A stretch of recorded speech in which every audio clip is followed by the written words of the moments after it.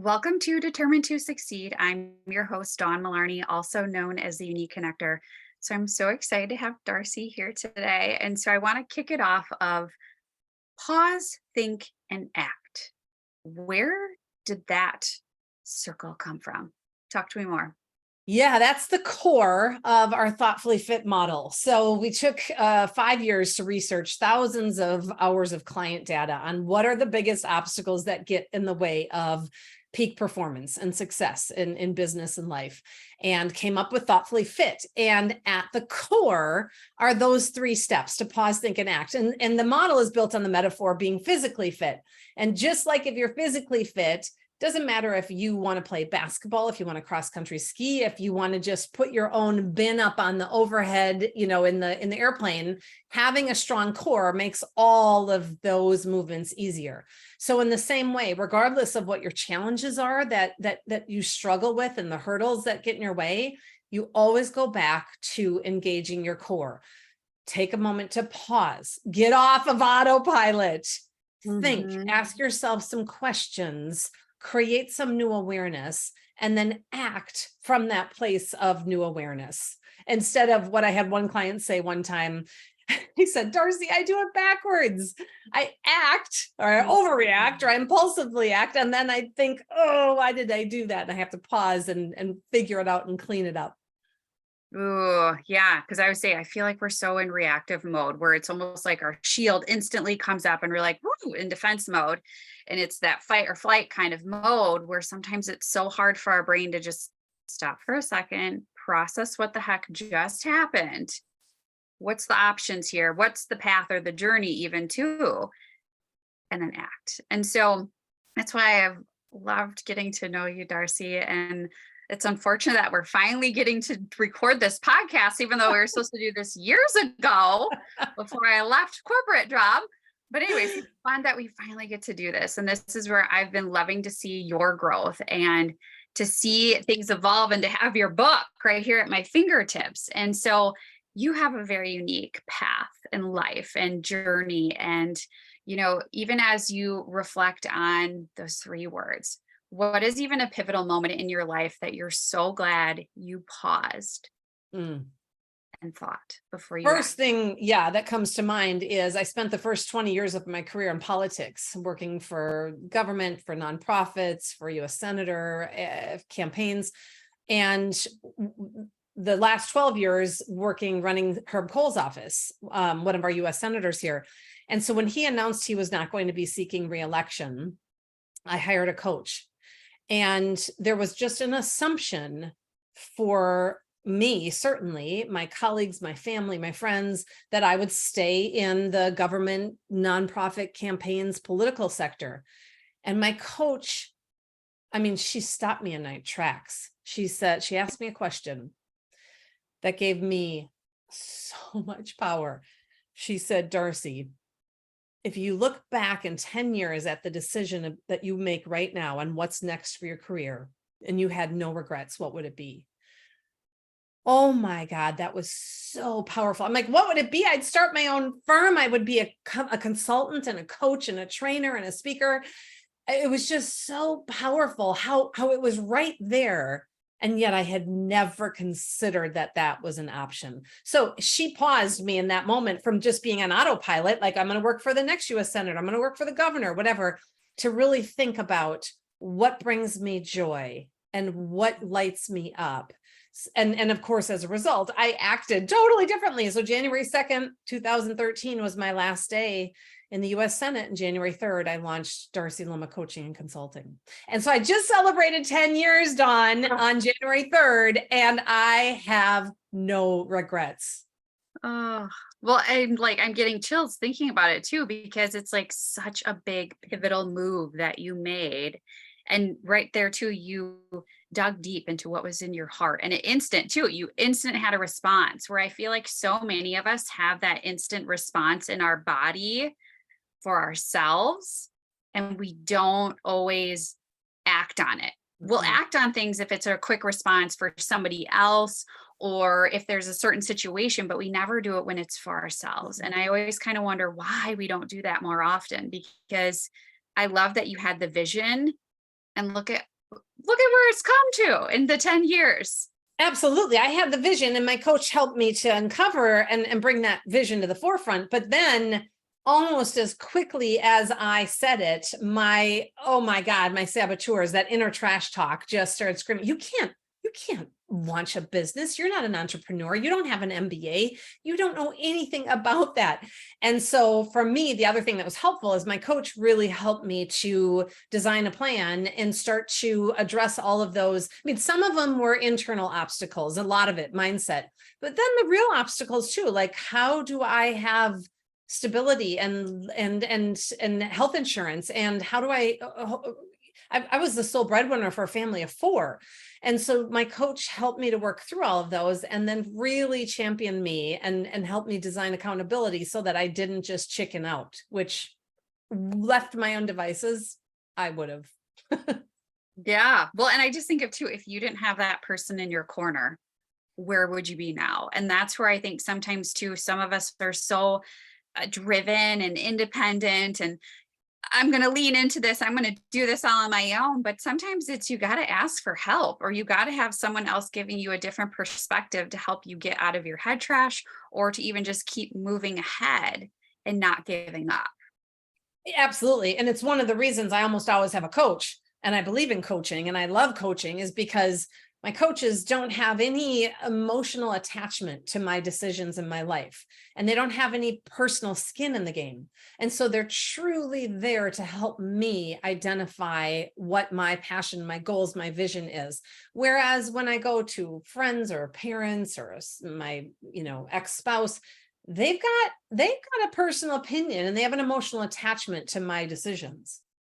Yeah. And well, I love that you gave that perspective of it too, because it is almost like that outsider with the magnifying glass, kind of, that's seeing the details that maybe we're ignoring or we're overlooking because of all the people that are so close to us. And so I just too have always been so inspired of your journey and how courageous you are to keep going ahead, but also too laying it out there to people and letting people kind of know what's going on. And showing that no journey is easy. There are speed bumps in the road, and you've had some major speed bumps, I feel like, and some challenges that have been thrown at you, but you never give up. Yeah, well, I'll tell you, the biggest speed bump when in March of 2016, when my husband was arrested, I was completely blindsided.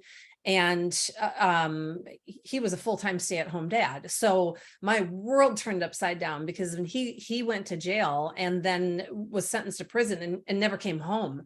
And that, I will say that there was, a long pause and a lot of thinking before I even could act to come out of hiding and just the disaster that my life had become, that nightmare that was now my reality. And what's interesting, Dawn, I was not planning to go public and talk about my story because it was awful. And Mhm. my husband was arrested for sexual assault of a minor. So on top of it, a lot of shame and a lot of anger around that. But at the end of the day, I just did not like hiding. I mean, even if I wasn't lying, just by omission, I did not like that there was a part of me that was off limits and locked and behind closed doors. And I was scared to tell my story for lots of reasons, but ultimately, I will say, Dawn, that I have so much more, not only inner peace, but also deeper connections, because I have clients now and friends who said, oh my God, okay, that happened to you. I've never told anybody this, but my business partner embezzled money from me, or I was abused as a child, whatever it is. We all have stories and things that we're holding in the like sacred heart.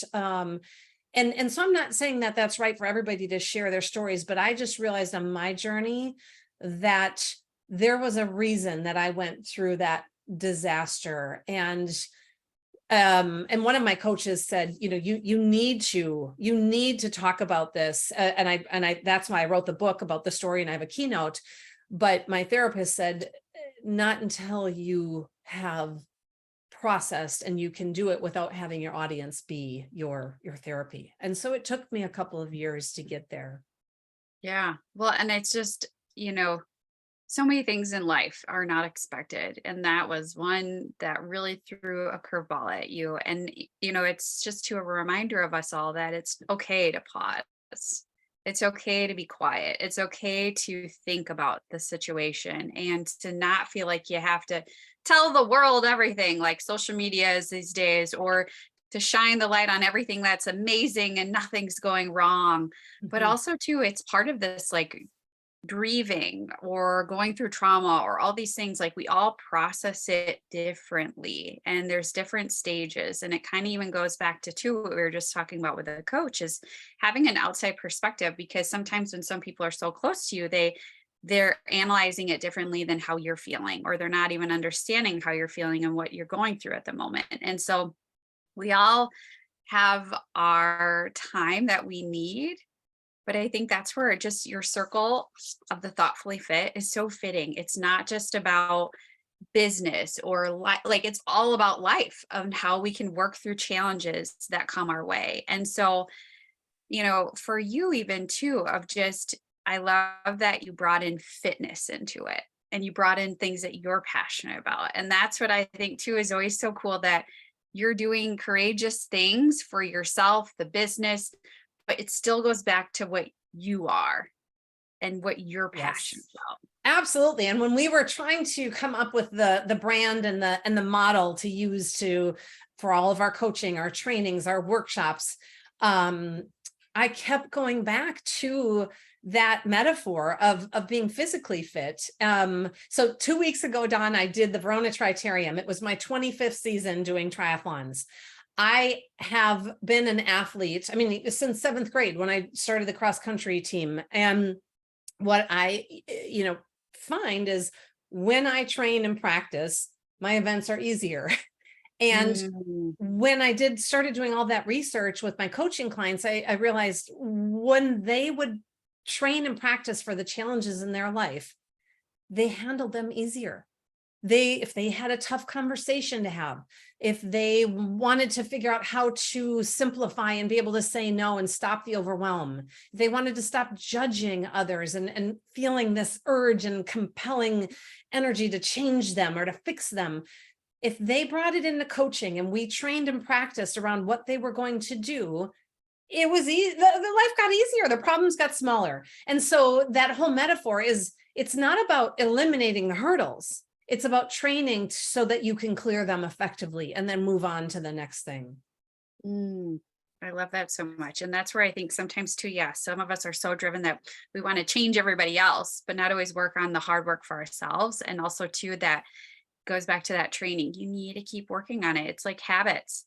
It's so easy to get in a routine sometimes and easily throw it out the window and not fully pull it on to have a habit. And so, you know, your team has grown over the years. You've had a dynamic change and, things. And, I just think of even too, when you had that vision to now what it is, where do you even see it from 10 years from now, even for your company?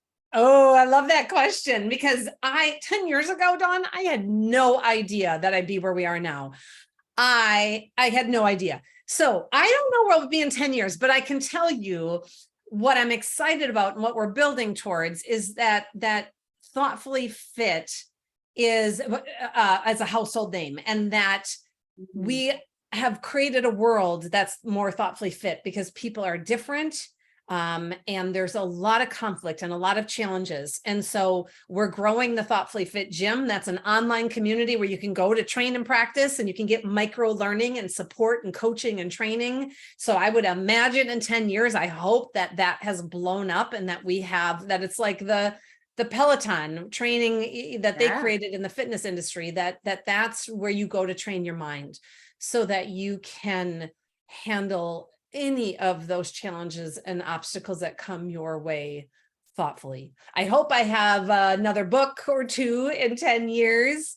We've been growing our business has been really focusing on organizations at three different levels, at the team and culture level, and then the leaders and managers, and then the frontline employees and individual contributors, and doing professional development. And so I would hope that in 10 years, each of those lines have grown, and that we've got really solid products and services to serve organizations at those 3 levels. Well, I love that so much. And I love too that your journey too of coaching. When you said you wanted to be a coach, did you have your coaching certification and all the things back then? Like, just think of even two, No, I right? didn't. As a matter of fact, no, I was doing my master's degree in organizational development at Pepperdine, and I had to do a thesis, and I was going to do it on, get this, Hmm. on the ethical considerations of a gubernatorial transition team. Because I had taken a leave of absence from Senator Cole's office to go and run the governor's transition. Yeah. And my advisor said, Darcy, how passionate are you about that? And I'm like, Yeah. what does passion have to do with my master's thesis? She's like, you're going to be doing a deep dive for 2 years. You need to really enjoy this. So I completely changed course and said, and she's like, what are you passionate about? And I'm like, well, coaching. But this was 2004. Coaching, executive life coaching, was very, very new and very cutting edge at that point. And she's like, great, do your thesis on it. So I took 100 former US Senate interns and our office. I randomly selected 10, and I did 3 months of coaching for them. I was not certified at that time. And I had the other 90 were in the control group. And then at the end, took all the stats and analysis, sent it off to a professor at UW-Madison. And he came back and he said, Darcy, you should publish this. You can unequivocally say that regardless of where somebody starts, after 3 months of coaching, they have greater fulfillment, they have more clarity, they have more success on reaching their goals. And I thought, oh my God, if I can do that and I'm not officially trained and certified, what could I do if I actually got accredited and really had the skills? And so that started my journey to the path to more certifications than I care to admit. Yeah, I know. Cause that's where I'm like, when you first started, I was like, I didn't think you had any certifications yet, but now I'm like, holy cow, now look at all the certifications and the things that you have in your toolbox, where I'm like, whew, I just love that it's just what you were doing to where you are now.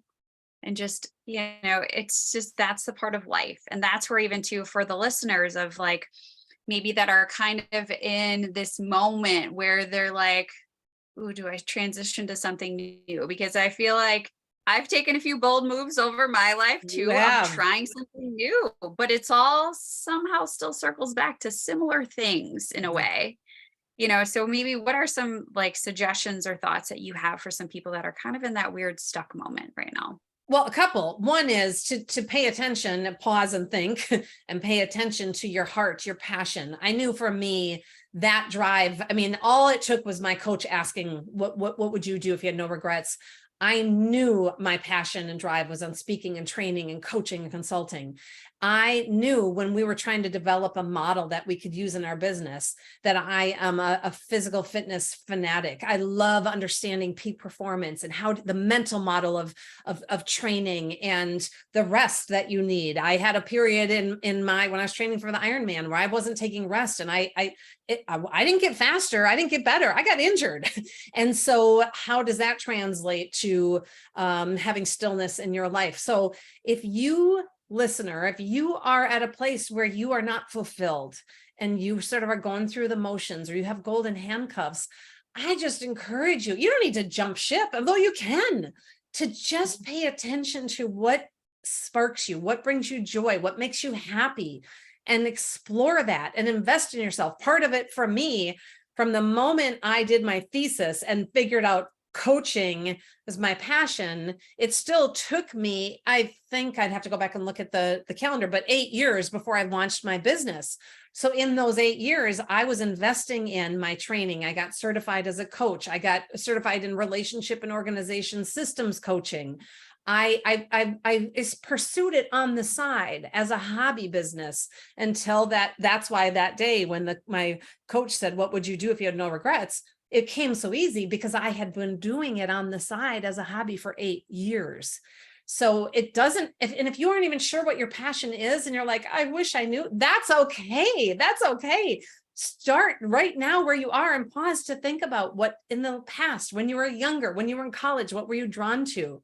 And get out of the ruts of what's most comfortable right now to explore something that maybe is more makes you feel alive. I love that too, because it's like just pausing and even reflecting and writing things out and just taking a moment to think about ourselves for a moment.